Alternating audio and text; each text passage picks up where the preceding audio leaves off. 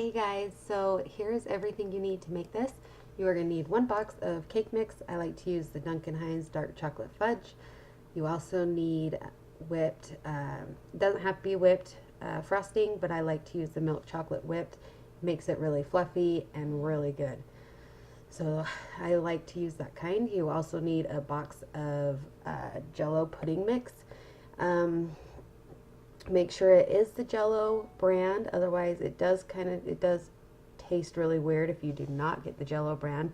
So I highly suggest getting it. I was trying to show the ounces. It's a 5.9 ounce box. My camera wouldn't focus, so I'm sorry about that. So just a 5.9 ounce box of Jello pudding mix. You also need chocolate. I like to use the almond bark chocolate. You can get this at Walmart. I'm sure it's other places too, but that's just where I've seen it and where I buy it. The almond bark is amazing. You also need some kind of chocolate melter. You can also do it on your stove, but I like to use my Baby Cakes chocolate melter. It's just like a little mini crock pot. It's awesome. It was like 20 bucks at Kohl's a while ago, and I've used it so much with these. You also need a mixing bowl, some kind of scoop to measure out your cake balls. This one I got at Michael's for like $2. It just gives your balls all the right size. That's what she said. You also need a 9 by 13 cake pan or any kind of pan. I like to get this dry foam. This is what I use to, after I dip the chocolate or dip them in the chocolate, I set it up in there. It works really well. You also need some kind of chocolate to drizzle on top. I usually buy the white almond bark, but whenever I use dye with it, if I do colors, it just never turns out right. So I bought some of the hot pink chocolate melts. I'm doing this for a baby shower, so that's why I chose pink. We'll see how they turn out because I have never used the chocolate melts before, so we will see on that. Alright, you also need sucker sticks. I got these at Walmart. You get 20 in a pack. They are the 6-inch sucker sticks. You get 20 of them for like $1 to $2, so it's not bad at all. The recipe usually makes about 35 to 45 cake pops, so judge accordingly when you buy these. If you are going to give them to somebody or do it for an event, I like to wrap them in just a little packaging with some ribbon tied onto it, and you will see that at the end. So yeah, that's everything you're going to need. Okay, so now you're just going to mix your cake. Just follow the instructions on the box.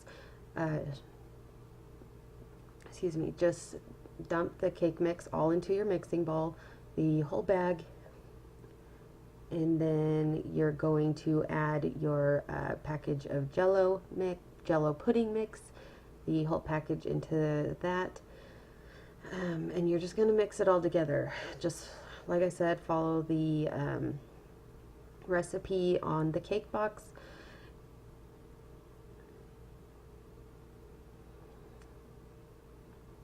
Just mix that up and then add all the other ingredients. With the Duncan Hines, it is only 3 ingredients, so it's not difficult at all. It's just water, oil, and eggs. And that's all you need to do for this step. And then just mix it all together really well. And that's it.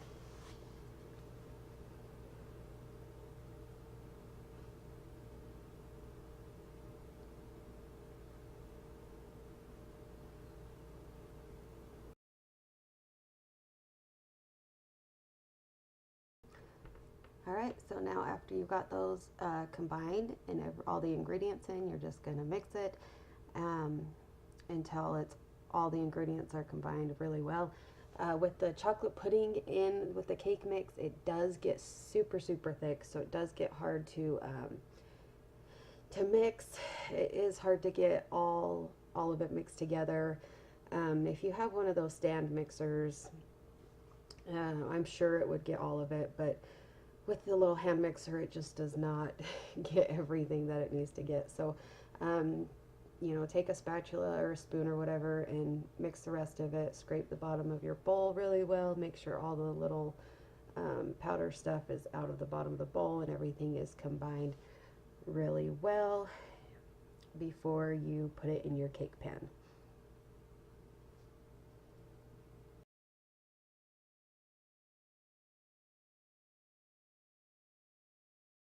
Alright, and then after you get all that mixed together really well, you're just going to put it into the 9 by 13 pan.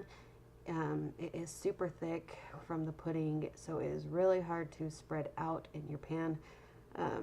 But just do the best you can. It does not have to be perfect because once it's done cooking, you're just going to break it up anyway. So it's not going to matter how perfect it is. You just got to get it in there so it can cook. So just do the best you can. As you can see, mine is not pretty at all. But just, you know, push it into the corners. Try and make it as even as possible. But it doesn't matter, so just pop it in the oven. I like to cook it till it's about 2 to 3 minutes from being done. Alright, so this is after I pulled it out of the oven. When you stick a knife into it, you want it to have just a little bit of the cake on it so it's moist. That's a perfect amount. As it cools down, it is going to harden up. So just don't even touch it till it's completely cool. Alright, so once it is cooled, you're just going to break it into small pieces. I took the edges off of mine because it was pretty crispy. You do not want those hard pieces in it, otherwise your cake balls will not form.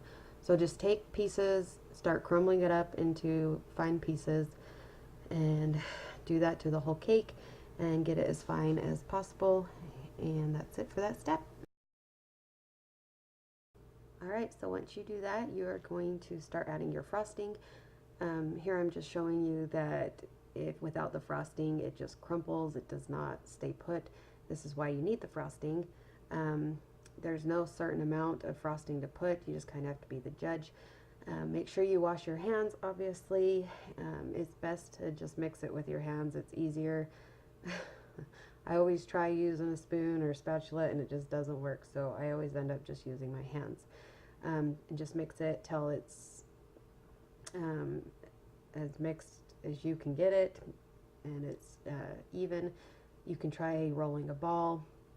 As you can see, mine's still pretty cracked, so I decided to add a little bit more.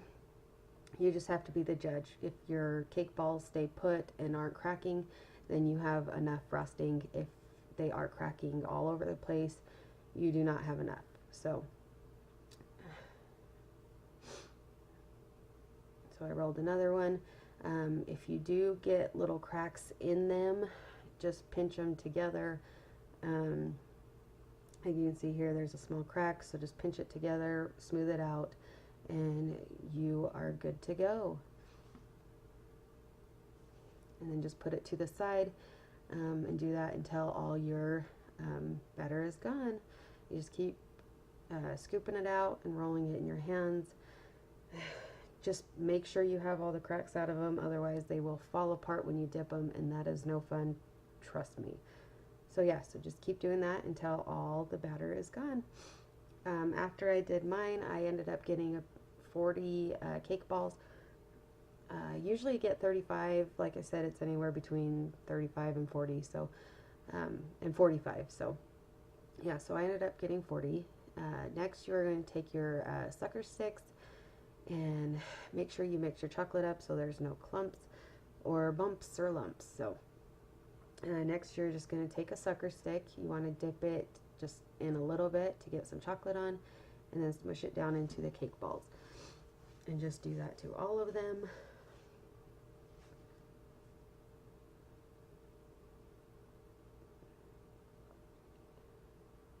And then you're just going to let those completely dry. And after that, you're going to take your foam and you're going to start dipping them. Just dip it in, swirl it around, make sure it gets completely covered, and let the excess drip off. You can tap it on the side and like twirl it at the same time. Just be careful not to like tap too hard, otherwise they can fall off and break.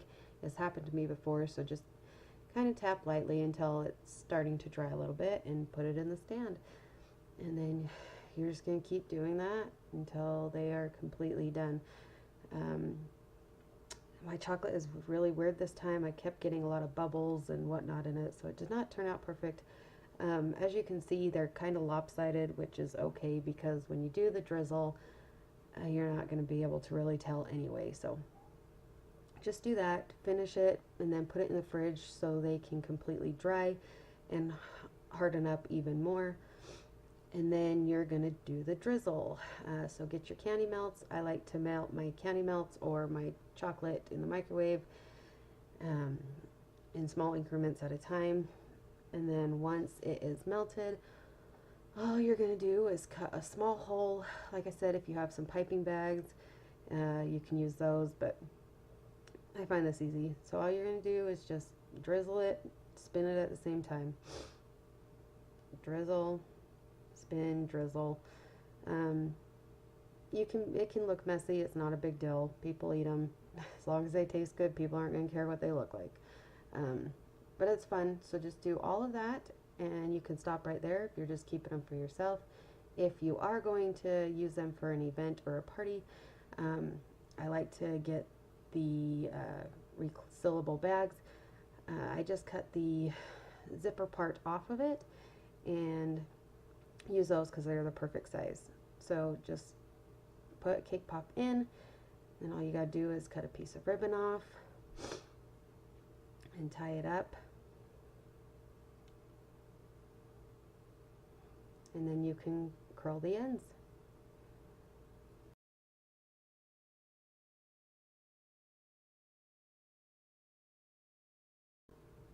Alright, so there you have it, guys. That is the end of this tutorial. If you do this at home and you like it, please let me know how they turned out. I would love to hear. So if you have any questions or comments, please leave them down below, and I will see you all soon. Thanks, guys. Bye.